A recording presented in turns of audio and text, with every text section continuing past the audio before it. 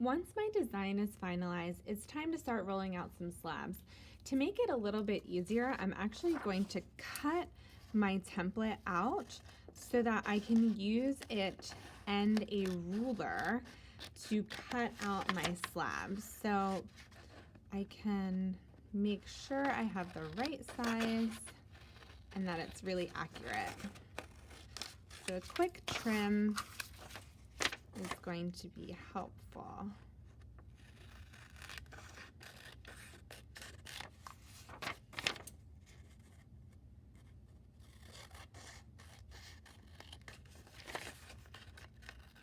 Okay, once that's done, I'm going to make sure that I cut a nice sized chunk of clay to start with. Have a good thickness here. Remember that we're rolling it out to about 1/4 inch thick, so it's almost the same size as this tile, so it gives me enough room to make sure I'm really getting a nice even slab. So I'm gonna go ahead and just roughly press out the clay with my palm to get it started, using really the flat, broad part of my hand. Flipping it, I'm working on just a scrap piece of cardboard, which makes it easier for cleanup and it doesn't stick. If I were to work directly on the counter, it would most likely stick to the surface, which would not be great. So I'm gonna go ahead and roll this slab, and I'm going to flip every now and again. I'll go from side to side this time. You might get a little bit of texture if you're rolling on cardboard or something like that, but you can smooth it out with your rib later. So looking for that 1/4 inch thickness. We really want it to be super even.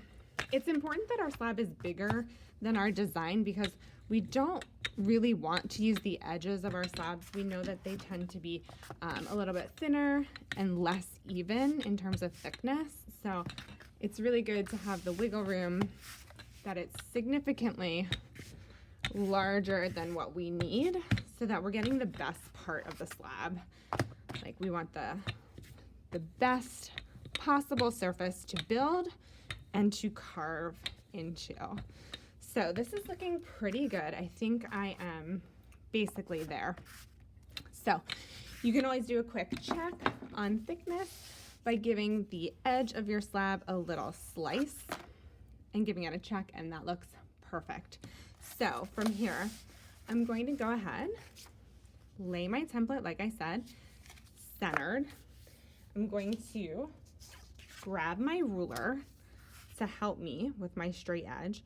I'm going to line it up with my template, and I'll go ahead and slice through all 4 sides. Now I'm going to keep these slabs because I can use them for some of my small details. It's already rolled out nice and even, so I'm not gonna waste that for sure. So set that to the side.